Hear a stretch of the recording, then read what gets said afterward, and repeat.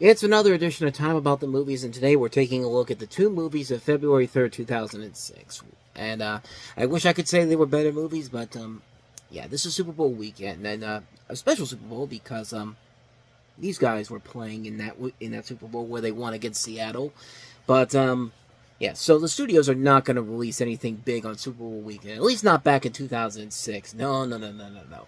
We've got a modern horror remake that probably would have been more suitable for the WB movie of the week if they even had a movie of the week back then. And then a romantic comedy that's, I guess, trying to be something similar to Guess Who, but we'll talk about that one in a little bit. But let's get to the biggest new release of the weekend, sadly, because we have a remake of one of the great psychological horror movies of all time, and that is When a Stranger Calls. How may I direct your call? Hi, I've been getting weird phone calls and it's really starting to scare me. Police department, can I help you? I know he can see me. He's watching through the window. You're safe inside that house. Stop calling me. Jill, we traced the call. It's coming from inside the house. When a Stranger Calls, rated PG-13, everywhere February 3rd. Oh, Camilla Belle. I remember when Hollywood was trying to make you a thing, but you kept starring in terrible, terrible movies like this movie and 10,000 BC, and it was just like, yeah, your career was pretty much over and done with after that. But, yeah. I remember when they were trying to make her a thing, and to be honest, it's not really her fault. It's just that this movie is so poorly put together. This is, of course, a remake of the 1979 movie starring Carol Kane, which became a cult classic mostly because of the first over 20 minutes of the movie, the first 23 minutes to be exact. And so this movie, with its smart brain, let's go ahead and take that 23 minutes and let's expand it into a feature film. Fuck the rest of the story that made the original film such a classic film.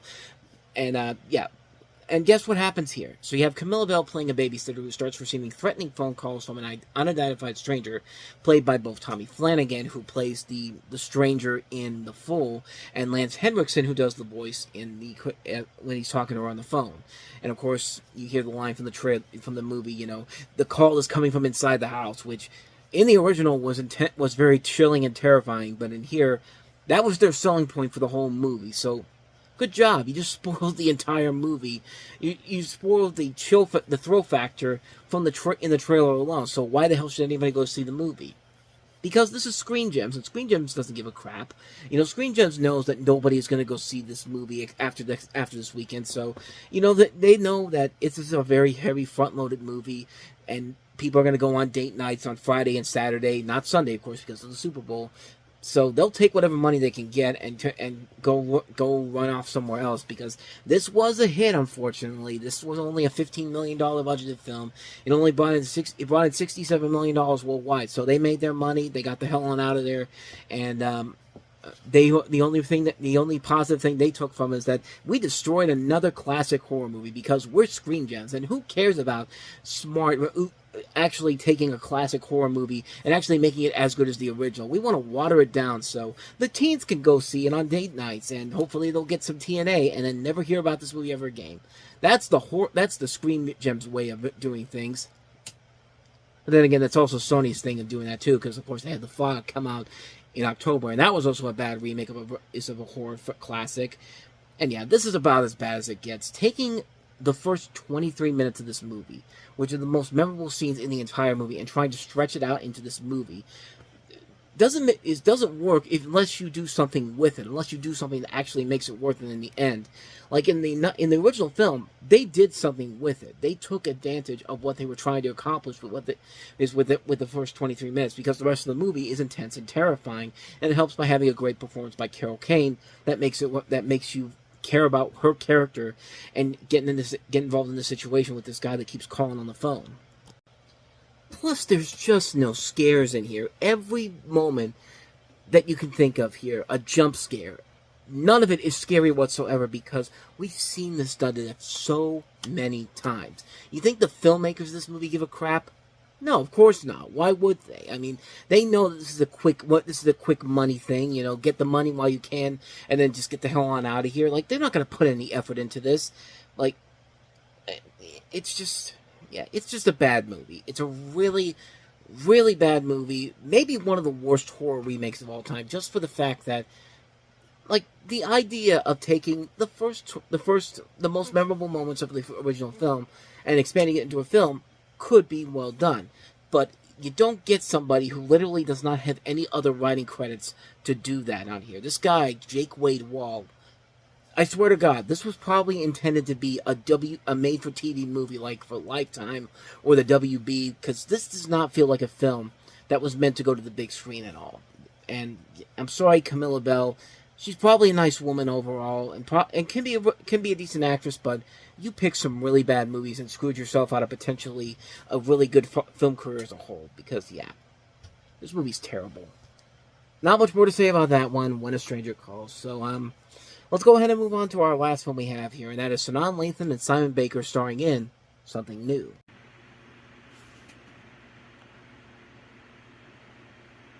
We may not have everything we want at the moment, but we do have each other. Happy Valentine's Day. Let's get down to business. We're the brothers. Kenya thought she knew exactly what she wanted in a He man. doesn't have to make a lot of money so long as he's got a job. No kids, good teeth. He just has to be taller than me, college educated, and not crazy. Or bisexual. But with her busy life, You're being considered for partner.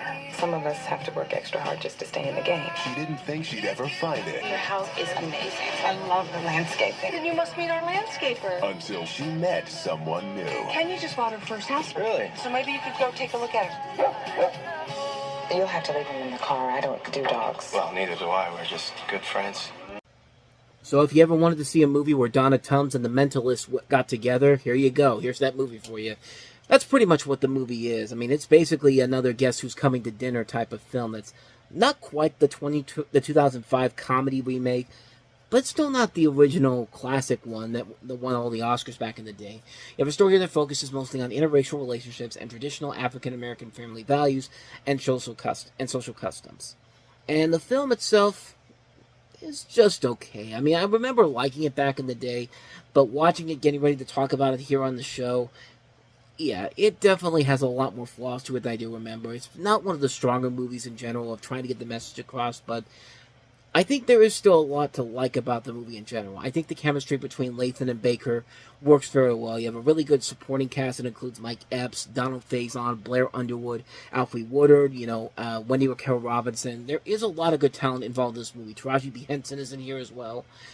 I think there is a lot here that does work towards the film being somewhat of a film that I could say I recommend, but not quite to the point where I would say that it's something that you should see. This director has made another movie I have liked of his.